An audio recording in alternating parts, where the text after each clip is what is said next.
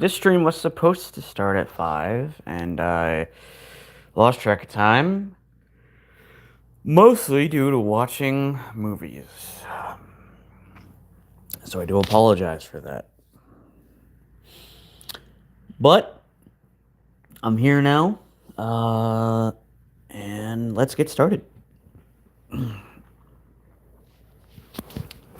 as you may have seen, the title of this stream is What If Tony Was Director of S.H.I.E.L.D.? Now, for those who don't know, Tony Stark was director of S.H.I.E.L.D. in the comics at one point.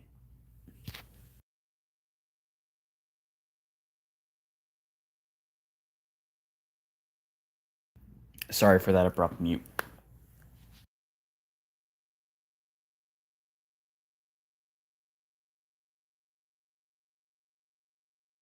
Sorry again for that other abrupt mute. But I don't want to be belching on, on screen. That's just not cool. Anyway, yeah, he was director of S.H.I.E.L.D. I don't remember the exact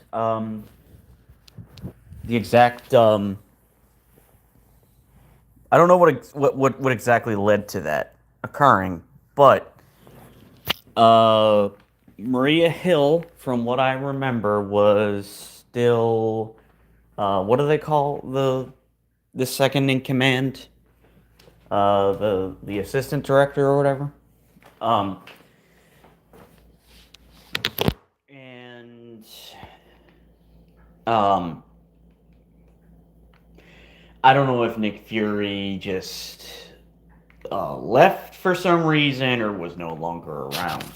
And you know what I mean when I say no longer around.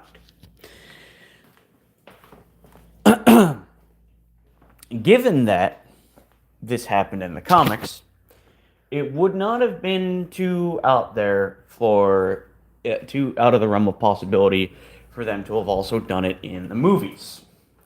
Now, the main problem with doing that is these are movies that you have to pay actors a certain amount of money to appear in, and if you're going to make Tony, this beeping, by the way, is me microwaving something. If you're gonna make him director of S.H.I.E.L.D., you're gonna have to have him. He's gonna have to appear in more movies than just the Iron Man films and the Avengers films. And obviously he appears in Civil War. But beyond that, it was just the 3 Iron Man movies and the Avengers films.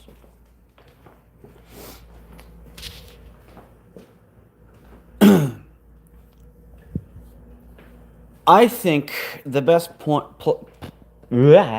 Sorry, don't know what it is with me and my words at times. I think the best opportunity for that to have happened would be after Winter Soldier. Nick Fury is believed to no longer be alive. And Steve Rogers isn't interested in the position. You might be thinking, okay, but what about Maria Hill? Well, here's the thing, right? Here's the thing that I could see being the reason as to why they would go with Tony Stark as the new director of S.H.I.E.L.D. Because Nick Fury was targeted and he couldn't defend himself. So now that one director of S.H.I.E.L.D.'s life has been threatened and put in danger, the thinking would be, we need a new director of S.H.I.E.L.D. who, if necessary, can fight off most threats himself. And seeing as Tony is Iron Man, uh, I think he fits the bill pretty well. Um, Once again, Steve Rogers is not going to be interested in that. There is nothing that would make him take that position.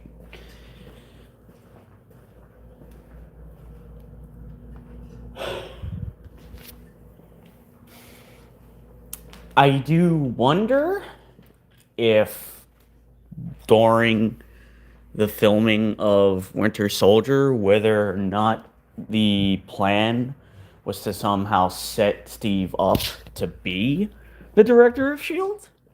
in Nick Fury's stead, but obviously you have the series Agents of S.H.I.E.L.D., in which Coulson becomes director, and I think later on someone else becomes director. So that happens, right? Great, just burnt the popcorn. Again. Lovely. So that happens.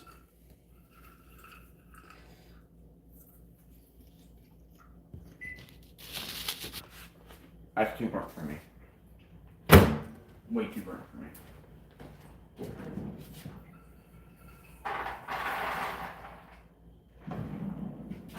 Yeah, so that happens.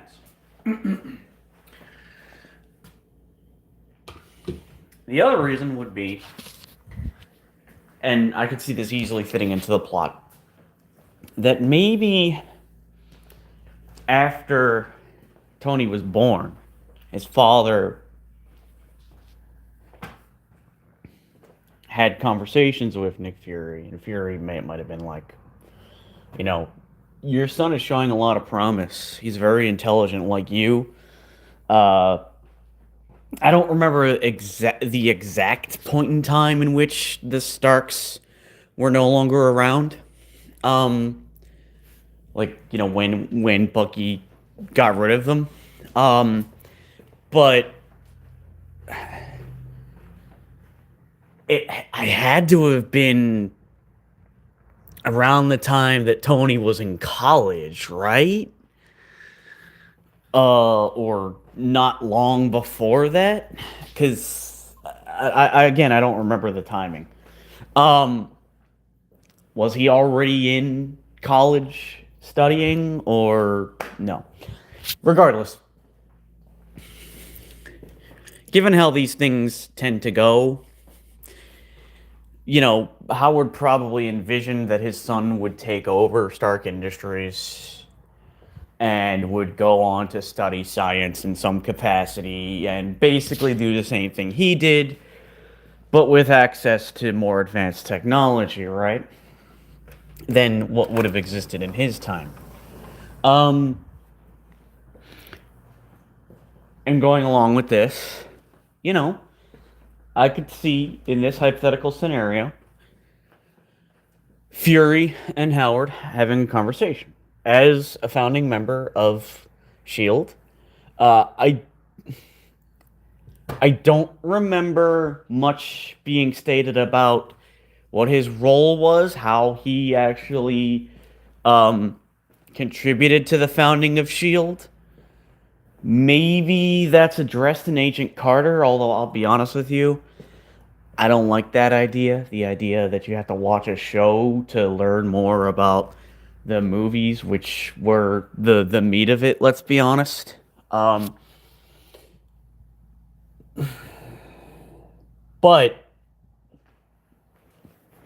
he was one of the founders.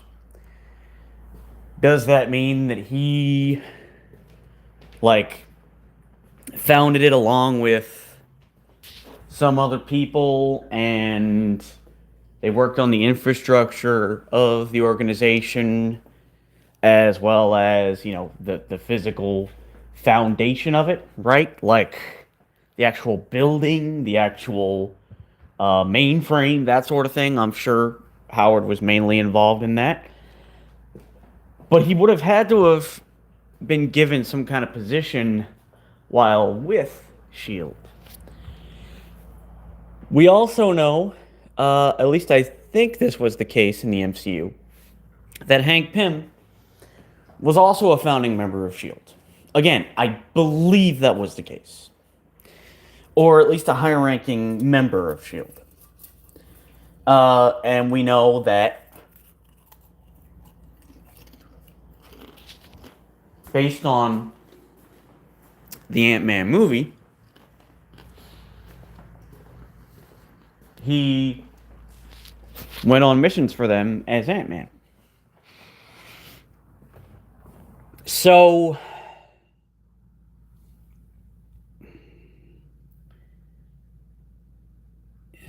I'm not suggesting that Howard Stark, necessarily went along with them to fight, but I feel like, and again, all of this might have been explained in Ant-Man. I don't remember. I'm sorry, but that aside, putting that aside for a bit, given how this tends to work, I feel like Nick Fury initially told Tony about the Avengers Initiative because number one, he's the son of Howard Stark, one of the founding members of S.H.I.E.L.D., and two, because he was hoping that Tony Stark would kind of oversee the Avengers and kind of be like an unofficial member of S.H.I.E.L.D. through that. Now, he says that he doesn't trust Tony and this and that, but then what do we find out in the Avengers movie? That the initiative was never scrapped. And in all honesty, it seemed like it was just Nick Fury playing head games with Tony, messing with him, making him think that, oh, you're no longer viable to be part of the Avengers and blah, blah, blah, blah, blah. But then when push comes to shove, he's like, all right. Like, it turns out that, it wasn't scrapped. Here you guys are. You're the Avengers.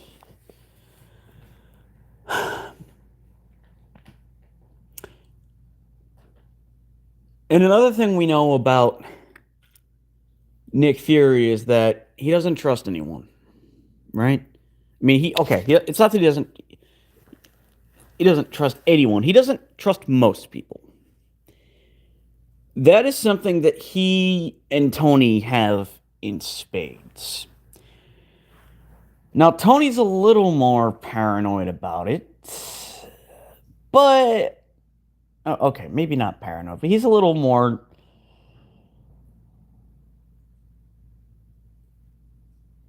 I hesitate to say he goes a little bit further with it than Nick Fury, because while he has done things that are questionable, so too has Nick Fury.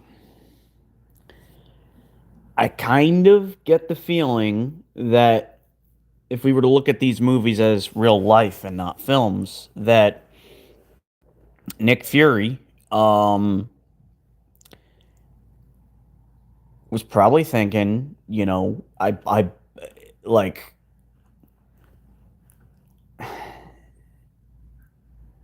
was probably thinking if Howard was still alive, he would want Tony to head S.H.I.E.L.D. For two reasons. Number one, despite having worked for the military as a weapons designer and manufacturer, Tony himself was never actually in the military. You could make the argument that due to being Iron Man and due to fighting alongside of the Avengers, he is kind of a soldier for S.H.I.E.L.D., but not in any official capacity, right?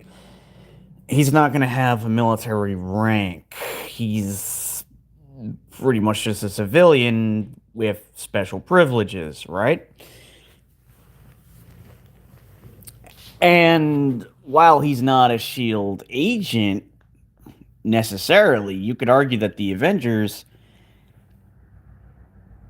are basically indoctrinated into S.H.I.E.L.D. because the Avengers is their baby, right? That whole initiative was thought up, planned out by S.H.I.E.L.D. Um,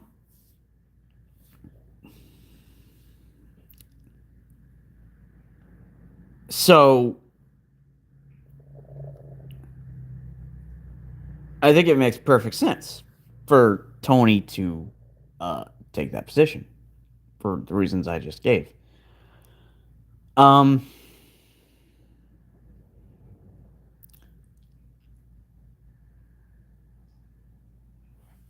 as a man who doesn't trust people easily, he would see Tony as the best to take over that position, um, because he himself he is also not trusting of others. He'd kind of be like a second Nick Fury, but at the same time better than Nick Fury. And it kind of reminds me of that. And it reminds me of that conversation that Tony has with Peter Parker, with Peter in Homecoming, where Peter says, I wanted to be like you, Mr. Stark. And Tony says, and I wanted you to be better than me. That's kind of how I see Nick Fury looking at it.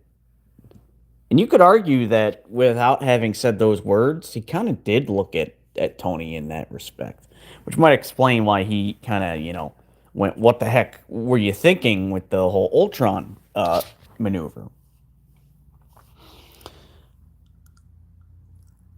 He sees Tony as a better version of himself.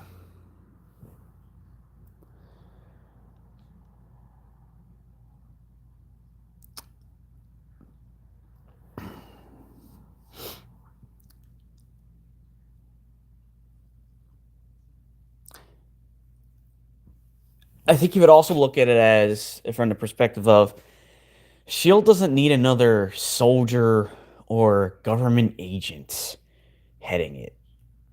It needs someone with a different perspective on things. And Tony embodies all of that, right? He can defend himself using his Iron Man suits, right? Which he will continue to upgrade and, so on and so forth. He will use his know-how to improve the security that S.H.I.E.L.D. has, as well as its technology, personally.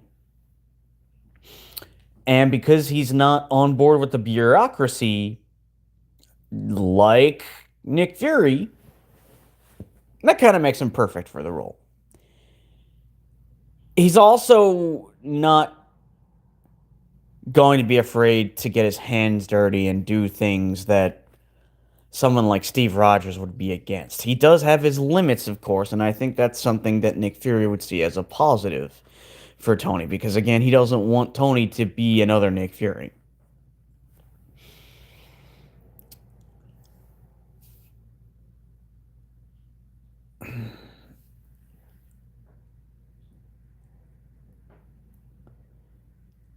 So I believe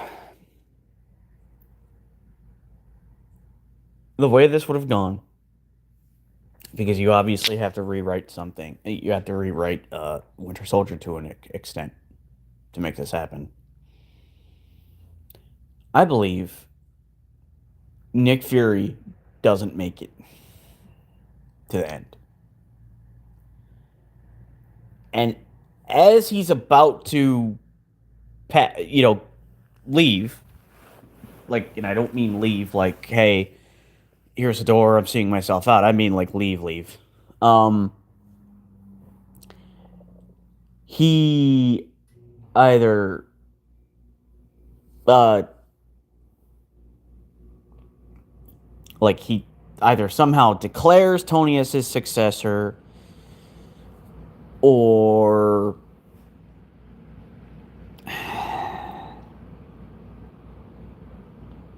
I don't know, tells Cap, like, I have a message for you to give to Stark. And, then that's how it goes. This would then basically make the story of Iron Man 3 be about Tony's storyline in the comics where he was director of S.H.I.E.L.D. Which, in my honest opinion, would have been so much more interesting than what we got in Iron Man 3. And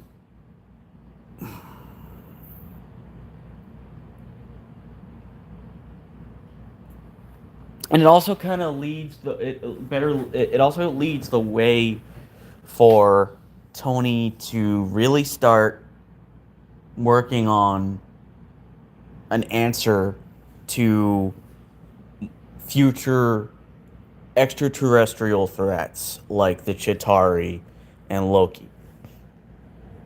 Because now he has S.H.I.E.L.D. pretty much at his full disposal to make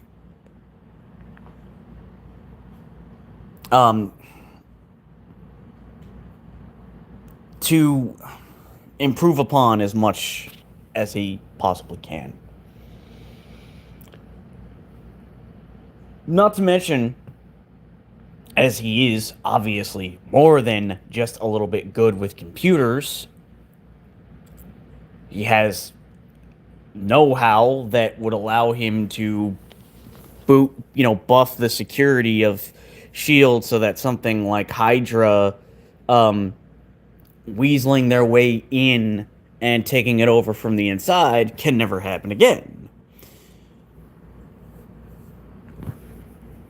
This is where I would have had a scene where he contacts Maria Hill.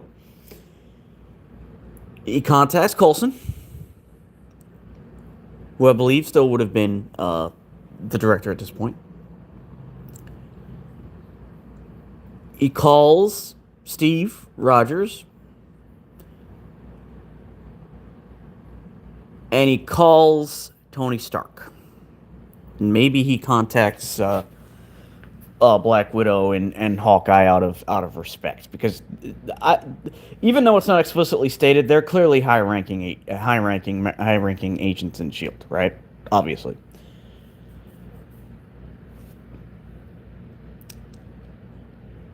They sit at a table, and Nick Fury says, "Look, S.H.I.E.L.D. needs a leader who is not going to be like any leader it's had before. Doesn't need a bureaucrat. It doesn't need an ex-soldier. It doesn't need a government agent. It needs someone with a fresh perspective on things, who also knows the game and how it's played." And Tony, having dealt with S.H.I.E.L.D. and the government as a weapons developer, and even more so as Iron Man, because, of the clashes he had with the government trying to take the Iron Man suits basically from him because they deemed them as weapons. He's got all the experience he needs.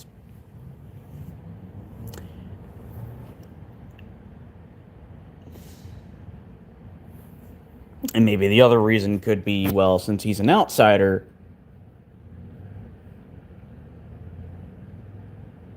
that means that he's something new.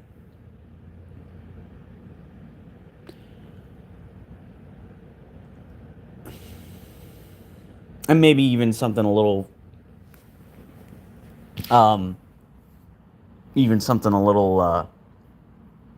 like a little bit of an emotional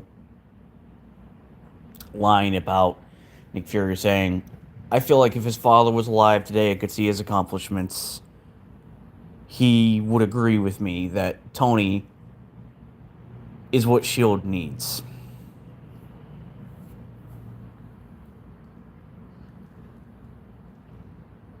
Now, I don't think Tony would accept. I think he would say, "No, this is you can't make me director of Shield. I don't want it. I don't want it. I don't want to do it." Number one, you're trusting me with a lot of authority and power. Yes, there are those what are they called? The people that are the true heads of Shield and they're above the director. I forget. Is it the council? Shield Council, whatever the name is. But aside from them, Tony, as director of Shield, would still have quite a lot of authority and jurisdiction within the organization, within the agency. And I think Tony would say, "Do you really want to give me that kind of power? That kind of control? How do you know you can trust me?"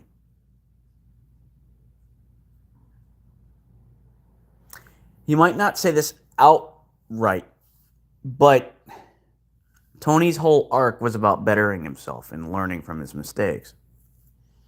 Although not completely, because he never learned from the mistake he made with Ultron. Not truly. Just that, okay, maybe I went about this in the wrong way and should have been more careful and taken it slowly.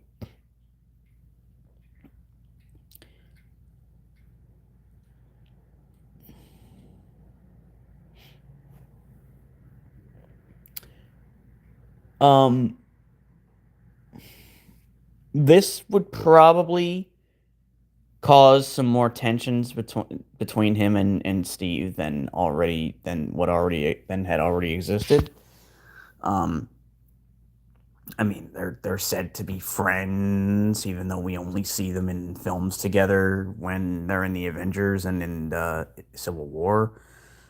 So I guess the implication is that between movies they would have had like meetings, like they would have gone on other missions together and as the Avengers and would have become quite chummy with each other.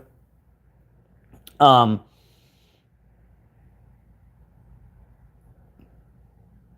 but I always felt as though there was a part of Steve that looked at Tony and said, I just can't trust this guy completely. There's always going to be something that I don't care for about him, even though I like him now. Um,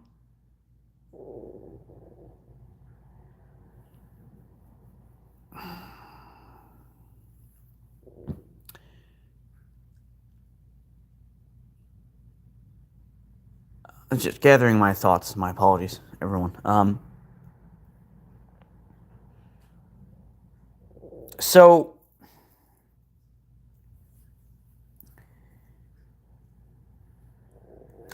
during this meeting,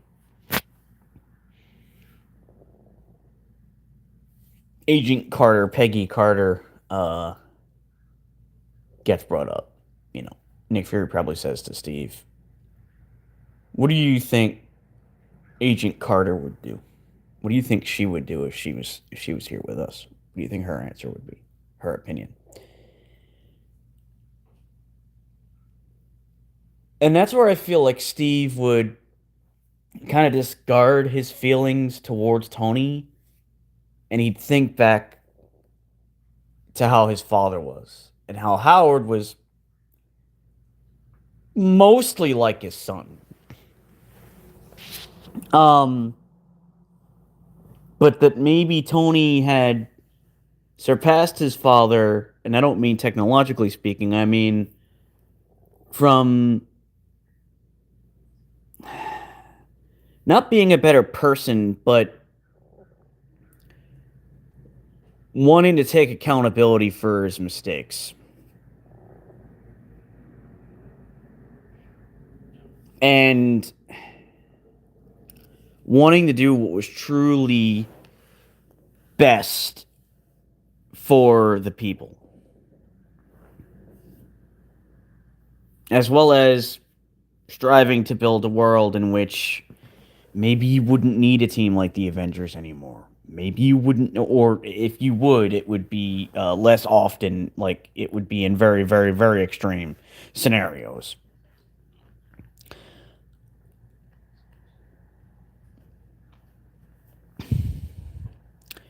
Um,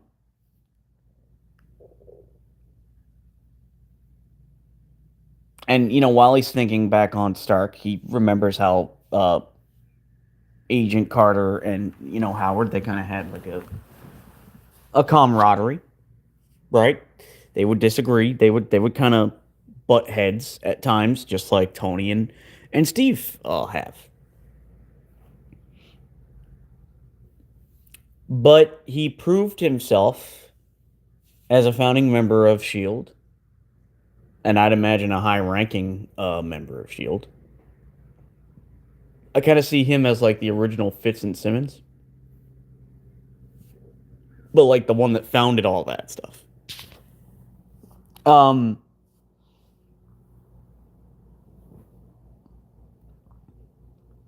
and it's clear that Steve had a lot of respect for Howard.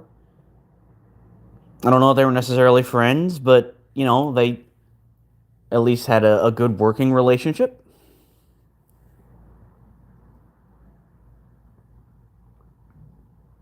And after thinking about it, he'd probably say to Nick Fury, if you believe that Tony Stark is the best person to be in this position after you, then you won't hear any complaints from me. Now, of course, there's the question of, well, why wouldn't it go to Maria Hill? Well, again, she's just as vulnerable in that position as Nick Fury would be. The agreement would be that she keeps her position. And, the agreement will basically be that, look, Maria Hill's going to stay in that position and she's going to make sure you do things right. Which I don't see Tony having any objection with because he made Pepper the CEO of Stark Industries and, she pretty much keeps him in line. So this isn't the first time that he would have a prominent woman um, being there to keep him in check.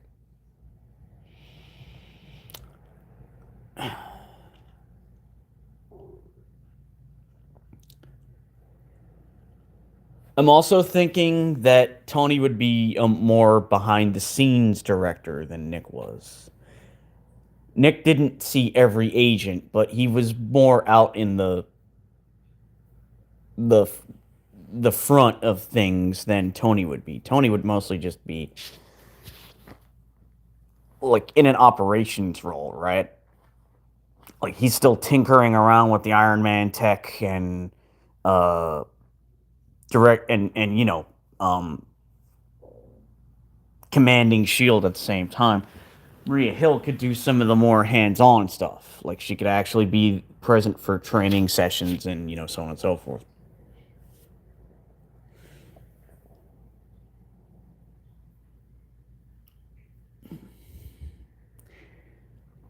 Another reason I thought of for the MCU could be, well, you're Iron Man. You're well known. You're more well known than I am. Your celebrity status, while it does technically make you more of a target than I ever was, it also insulates you and keeps you safer.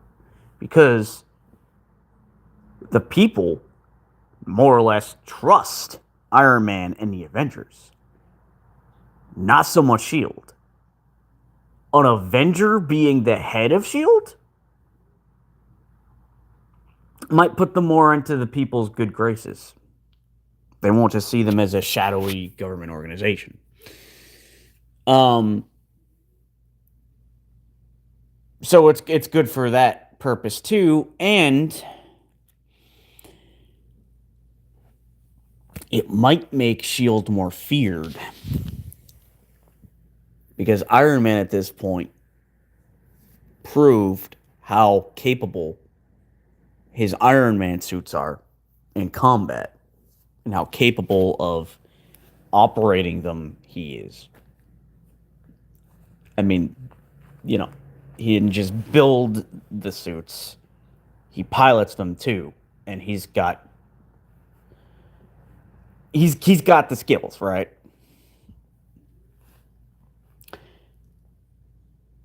So you're not going to have to worry about Shield's not going to be any weaker. If anything, it's going to be stronger than it was with Nick Fury.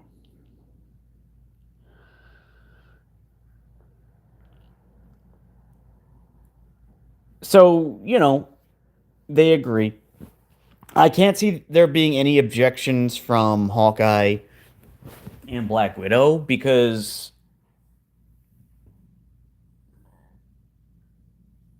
she, as we see, you know, Tony kind of grows on her, right?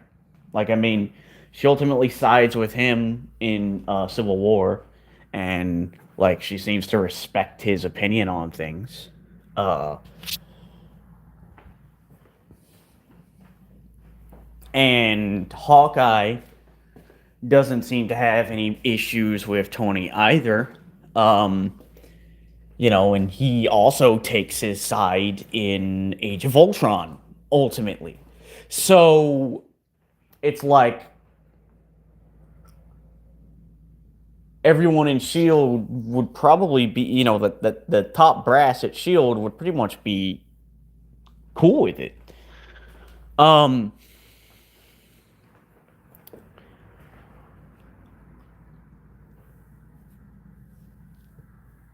and let's not forget Maria Hill, like calling Tony Stark boss, even if it was somewhat in a joking manner. That was still her more or less saying, like, I'm cool with you being in a position of authority and a position of command, for the Avengers and more or less kind of functioning as a high-ranking member of Shield without being that in any official capacity.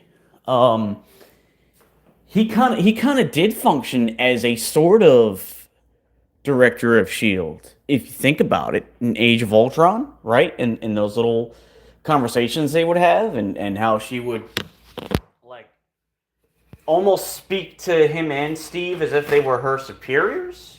Granted, that role more so went to Captain America than Tony Stark, but it was kind of like a co-position. It was kind of a position they both had. So, um, because of that, I think things would go pretty well in this regard. I can just imagine the reaction that Rhodes would have when he would find out. He would be like, "Wait, what? They want you to be director of Shield? That's insane."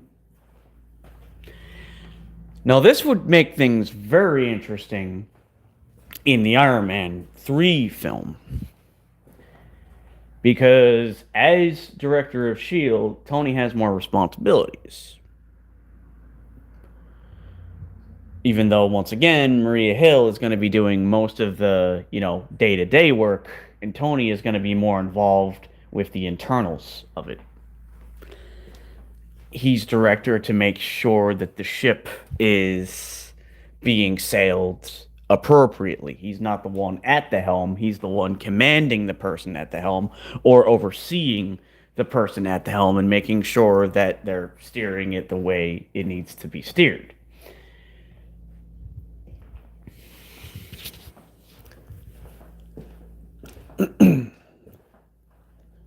Kind of more of like a managerial position than, hey, I'm the director, everybody, this is what we're doing, kind of thing. It's basically like being the CEO of Shield.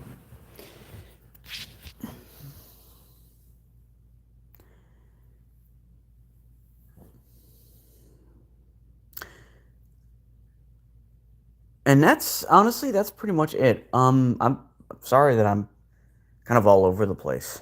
Uh, but I liked I liked this discussion a lot. I know it was a one sided conversation because nobody here seemed interested in it. That is nothing against any of you, by the way. It's just an observation. Maybe it's the timing. Uh, maybe it's the day. Um, but I'm definitely gonna do another part to this that will hopefully be more in detail and better thought out. And with that being said, I want to thank all of you for attending uh, tonight's stream today. And I hope you'll be here for future streams. And to those who will see this after the fact, if you enjoyed this stream as well as the past ones I've done, please consider leaving a like and subscribing. And if you have any thoughts, questions, criticisms, please post them in the comments section. And with all of that being said, as is tradition for this channel,